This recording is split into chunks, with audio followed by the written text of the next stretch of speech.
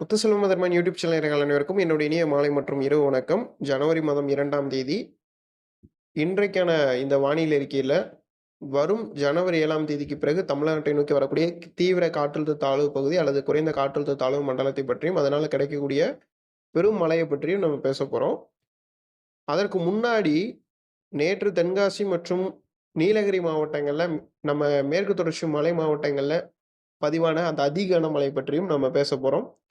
நேற்று புத்தாண்டன்று நம்ம இதுக்கு முன்னாடியே 29ஆம் தேதி, 30ஆம் தேதி, 31ஆம் தேதி இந்த 3 நாட்களா நம்ம அறிவித்திருந்தோம். 31ஆம் தேதி அறிக்கையிலையும், 30ஆம் தேதி அறிக்கையிலையும் 1 மற்றும் 2ஆம் தேதிகள்ல தென்காசி மாவட்டம், திருநெல்வேலி, தூத்துக்குடி, கன்னியாகுமரி மாவட்டங்கள்ல கனமழைக்கு வாய்ப்பு இருக்கு. தென்காசி மற்றும் தூத்துக்குடி மாவட்டங்கள்ல மிக கனமழைக்கு வாய்ப்பு இருக்கு. திருநெல்வேலி மாவட்டங்கள்ல மிக கனமழைக்கு வாய்ப்பு இருக்குன்னு சொல்லியிருந்தோம். ஸோ நேற்றைய தினம் மாலைக்கு பிறகு கோவில்பட்டி, விளாத்திகுளம், விருதுநகர் மாவட்ட பகுதிகள்ல, சிவகாசி பகுதியில மழை மேகங்கள் உருவாகத் தொடங்கி, சிவகாசி, கோவில்பட்டி பகுதியில நேற்று மாலை 6 மணிக்கு மழை தொடங்கியது.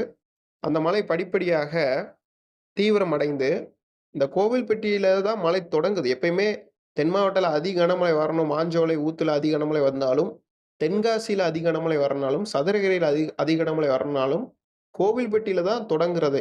அதுதான் வடகிழக்கு பருவமழை. எவ்வளோ பெரிய மழையாக இருந்தாலும், தென் மாவட்டத்துக்குள்ள போய் திருநெல்வேலியிலும், தென்காசியிலும் மழைய குடுக்கணும்னா, அந்த மழை மேகம் கோவில்பட்டியில உருவாகி தான் பிரிஞ்சு போகுது.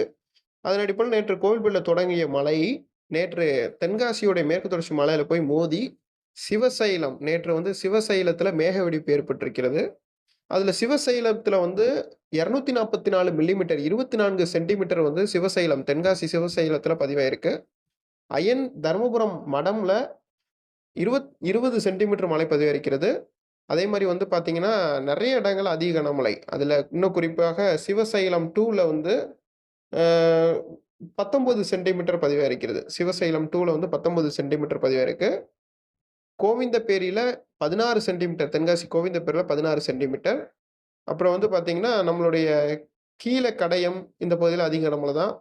இத விட இன்னும் குறிப்பாக தென்காசி மாவட்டத்தில கடையநல்லூர்ல 14 சென்டிமீட்டர் மழை பதிவாயிருக்கு. சொக்கம்பட்டியில 15 சென்டிமீட்டர் மழை பதிவாயிருக்கு. தென்காசி சொக்கம்பட்டியில. அரியநாயகிபுரம் தென்காசியில 16 சென்டிமீட்டர், 17 சென்டிமீட்டர் என்று எடுத்துக்கொள்ளலாம்.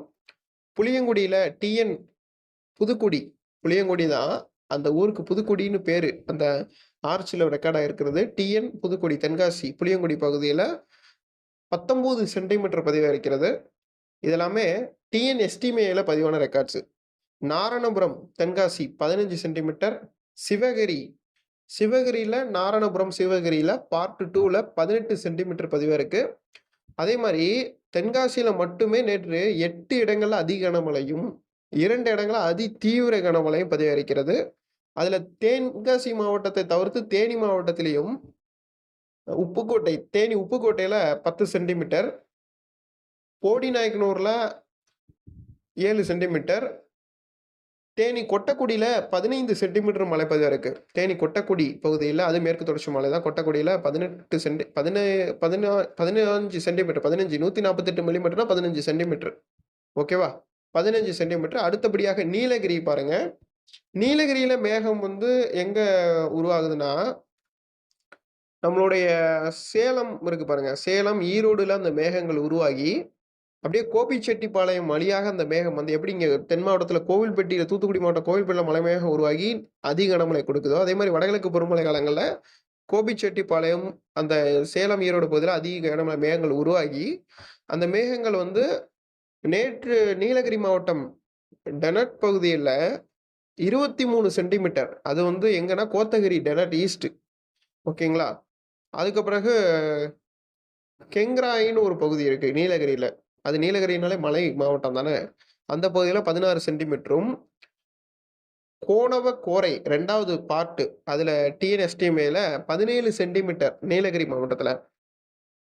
கோத்தகிரி 18 சென்டிமீட்டர் பதிவாயிருக்கு. எடப்பள்ளி, நீலகிரி எடப்பள்ளியில 14 சென்டிமீட்டர் மழை பதிவாயிருக்கு. இதுல அதிகாரப்பூர்வ ஐஎம்டில பதிவான ரெக்கார்ட்ஸும் நம்மகிட்ட இருக்கு. ஸோ இதெல்லாம் பார்க்கறதுக்கு முன்னாடி, அத நம்ம பார்த்தா இன்னும் ரொம்ப நேரம் டைம் எடுக்கும். அதனால நம்ம விஷயத்துக்கு வந்துரலாம்.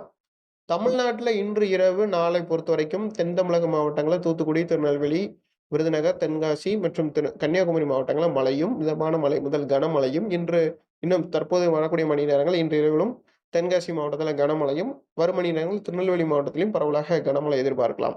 இன்று திருநெல்வேலி மேற்கு தொடர்ச்சி மலைப்பகுதி, மாஞ்சோலை பகுதியிலும் நல்ல மழைக்கான வாய்ப்பு இருக்கு. தென்காசி மாவட்டத்துடைய மேற்கு தொடர்ச்சி மலைப்பகுதியிலும், இன்னும் பெய்யாத இடங்களிலும் நல்ல மழைப்பொழிவு இருக்கும்.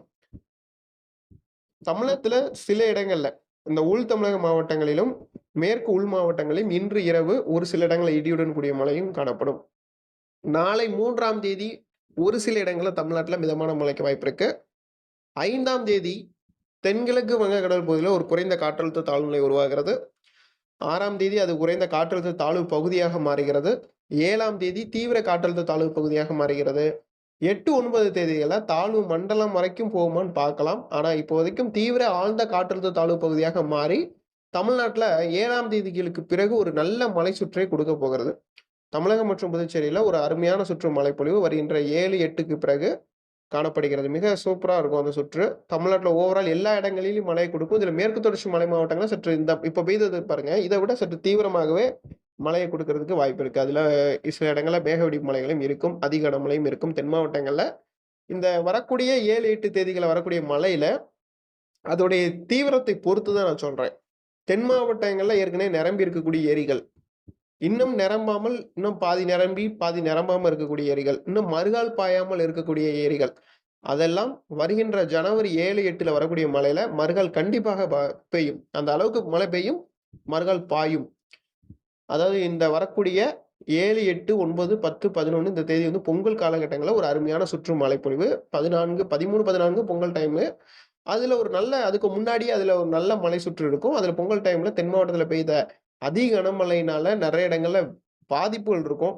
அதுல இன்னும் குறிப்பாக சொல்லணும்னா, இந்த நிகழ்வு தீவிரத்தை பொறுத்து தான் நான் இன்னும் பேச முடியும். இந்த ஆவரேஜ் மில்லிமீட்டரையும் எடுத்து, அதிகாரப்பூர்வமா இது எந்த அளவுக்கு வைட் ஸ்ப்ரெட்ல இப்போ வரைக்கும் கணினி சார்ந்த மாடல்கள்ல அனைத்து மாடல்களுமே ஓரளவுக்கு கன்ஃபார்ம் பண்ணியிருக்காங்க. அதுல ஐகான், ஆக்சஸ் மாடல்களும் வந்துவிட்டது. ஜிஎஃப்எஸ் மாடல் மிகச் சிறப்பாக காட்டிக்கிட்டு இருக்காங்க. இசிஎம்டபிள்யூஎஃப்பும் மிகச் சிறப்பாக காட்டிக்கிட்டு இருக்காங்க. கண்டிப்பான முறையில ஒரு நல்ல மழை சுற்று, அருமையான சுற்று. ஒரு பருவமழையில பெய்ய வேண்டிய மழை தான். நல்ல மழைப்பொழிவாக நம்மளுக்கு குடுக்கப் போகிறது. ஒரு மிகச் சிறப்பான ஒரு மழை சுற்று. அந்த சுற்று வரக்கூடிய 7, 8 தேதிகள்ல வரப்போகுது. இது ஒரு குளிர்காலத்துல வரக்கூடிய ஒரு பெரும் மழைப்பொழிவு. இந்த மழைப்பொழிவுக்கு பிறகு ஜனவரி மாதம் 15ஆம் தேதி மீண்டும் தென்கிழக்கு வங்கக்கடல்ல ஒரு காற்றழுத்த தாழ்வு பகுதி உருவாகி, அந்த தாழ்வு பகுதியும் இலங்கை வழியாக நகர்ந்து தென் தமிழகத்திற்கு மீண்டும் கனமழை 15ஆம் தேதிக்கு பிறகும் ஒன்று வரப்போகிறது. இப்படி தொடர்ச்சியாக இந்த சுழற்சிகள் வருவதற்கு காரணம் என்ன? இதுவரைக்கும் டிசம்பர்ல நமக்கு ஒரே ஒரு மழைய குடுத்துட்டு அமைதியா இருந்தது வானிலை. நவம்பர்லயும் ஒரே ஒரு சிஸ்டம் 2 சிஸ்டத்த உருவாக்கி விட்டுட்டு அமைதியா இருந்தது. அதே ஒரு சிஸ்டம் தான். அந்த இலங்கை கிட்ட இருந்த தாழ்வு பகுதி அப்படியே மேல போய் சென்னை கிட்ட போய் சென்னையிலேருந்து ரிட்டர்ன் வந்து புதுச்சேரி வெளிய போச்சு அவ்வளோதான். அதுக்கப்புறம் டிசம்பர்ல ஒரே ஒரு கிழக்கு திசை காற்றுனால ஒரு வைட் ஸ்ப்ரெட்ல ஒரு ரெயின் இருந்தது. அவ்வளோதான். அதுக்கு பிறகு இப்ப தானே கொஞ்சம் தீவிரமா வர மாரி தெரியுது. அதுக்கான காரணம் என்னன்னா, எப்பயுமே நம்ம இந்தியன் ஓஷன எடுத்துக்கோங்க. இதுக்கு முன்னாடியான ஆண்டுகள்ல நான் சொல்றேன். இதுக்கு முன்னாடியான ஆண்டுகள்ல உலகளாவிய கடல் அமைப்புகள்ல ஒரு புயல் சின்னமோ, ஒரு தாழ்வு பகுதியோ உருவாகுறதுன்னா, அது நம்ம வங்கக்கடல்ல, அரபிக்கடல்ல அரிதிலும் அரிது. உருவாகுறதுக்கே ரொம்ப நம்ம பார்ப்போம். ஃபர்ஸ்ட்டு சுழற்சி உருவாயிருச்சா, அடுத்து தாழ்நிலை உருவாயிருச்சா, அடுத்து தாழ்வு பகுதி உருவாகுமா அப்படின்னு நம்ம எதிர்பார்ப்போம். ஆனா, இப்பல்லாம் வரக்கூடிய கடந்த 5 ஆண்டுகள், 7 ஆண்டுகள்லாம் பார்த்தீங்கன்னா, சர்வ சாதாரணமாகவே அந்த சுழற்சிகள் உருவாகுறது அ ரொம்ப ஸ்பீடாவே உருவாக ஆரம்பிச்சுருது. முன்னாடியெல்லாம் ரொம்ப உருவாகுறதுக்கு அந்த டைமிங்லலாம் கடல் சாதகம் இருந்தாலும் கூட உருவாகாது. ஆனா, இப்ப கடல் சாதகமே இல்லைனாலும் கூட புயல் சின்னங்கள் உருவாகுறது ஈஸியா உருவாக ஆரம்பிக்குது. அதுக்கு தகுந்த மாரியான உலக வெப்பமயமாதல், உலகத்துடைய காலநிலை மாறுபாடு. இது வந்து உலகத்துடைய மாறுபட்ட ஒரு நிலை. அதாவது வானிலையில ஒரு மிகப்பெரிய மாற்றம் அப்படின்னு எடுத்துக்கொள்ளலாம். அதுதான் நம்ம எல்லாமே சொல்றோம். இப்ப ஜனவரி மாசத்துல அடுத்தடுத்து நிகழ்வுகள் வர வேண்டிய நிகழ்வு ஏன் டிசம்பர்ல வந்திருக்கலாமேன்னு கேட்டீங்கன்னா, டிசம்பர்ல நம்மளுக்கு எதிர் சுழற்சி, வட இந்திய எதிர் சுழற்சி ரொம்ப கீழ இறங்கி வந்தது. அதத்தான் நான் வடகிழக்கு பருவமழை அறிக்கையில சொல்லியிருந்தேன். இந்த வருஷம் நவம்பர் 15க்கு பிறகு அந்த வட இந்திய மாநிலங்கள்ல இருந்து ரொம்ப குளிரலை கீழ இறங்கி வரும். இதனால நம்மளுக்கு வரக்கூடிய நிகழ்வுகள பின்னுக்கு தள்ளிரும். மழைய குடுக்காதுன்னு சொல்லியிருந்தோம். அதன்படி 100% அது பின்னுக்கு தள்ளி மழைய குடுக்காம -3% ஆக்கி விட்டுட்டு போயிருச்சு. ஆனா, இப்ப வந்து அந்த மேல இருக்கு பாருங்க. அந்த கீழ அந்த நெகட்டிவ் கன்வெக்ஷன்ஸ் அந்த எதிர்பக்க சுழற்சி வந்து தற்போதைக்கு இல்ல. அது விலகிரும். எப்பயுமே ஒரு 2 வாரங்கள், 3 வாரங்கள் தான் ரொம்ப பெரிய பெரிய தீவிர குளிர் அலைகள்ல 2 வாரங்கள், 3 வாரங்கள் தான் தீவிரமா இருக்கும்.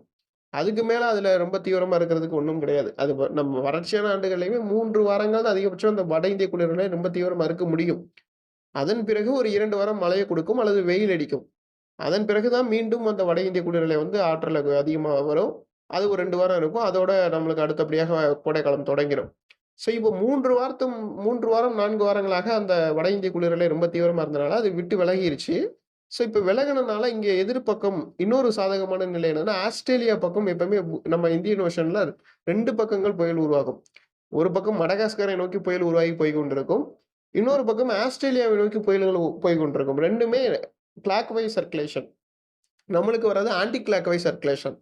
இது வந்து நம்மளுக்கு வரதெல்லாம் டீப் டிப்ரஷன் நம்ம இது சொல்றோம். அவங்களுக்கெல்லாம் அ கிளாக் வைஸ் சர்க்குலேஷன் தான். நம்மளுக்கு வந்து பெல்மார்க் நம்மளுக்கு வந்து எப்பயுமே ஆன்டி கிளாக் வைஸ். நம்மளுக்கு வரதெல்லாம் வந்து நல்ல ஸ்ட்ராங்கா தான் வரும். அவங்களுக்கும் நல்லா ஸ்ட்ராங்கா தான் போகும். நம்மள விட அவங்களுக்கு தான் ஸ்ட்ராங்கா போகும். அப்படியே அங்க ஸ்ட்ராங் சிஸ்டம் உருவாகும்போது, அதாவது ஆஸ்திரேலியா பக்கமும், இந்தியன் ஓஷன் பகுதியிலேயும் வலுவான புயல்கள் பயணிக்கும்போது, அந்த புயல்கள் தொடர்ச்சியாக எப்படி காற்று எடுக்கும்னு பாருங்க. வடகிழக்கு பருவமழையிலிருந்து அரபிக்கடல்லிருந்து இந்த புயலுக்கு காற்று வரும். அதே சமயங்கள்ல இந்த புயலிலிருந்து இந்த பக்கம் காற்று வரும்போது ஒரு முறிவு ஏற்படும். சுமத்ரா கிட்ட ஒரு முறிவு ஏற்படும். அந்த முறிவு ஏற்பட்டு, அங்க ஒரு சர்க்குலேஷன் ஃபார்ம் ஆகும்.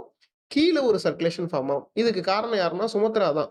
அந்த சுமத்ரா தான் 2 பக்கமும் இருவேறு சுழற்சிகளை உருவாக்கக்கூடிய காலகட்டமாக இது இருக்கும்.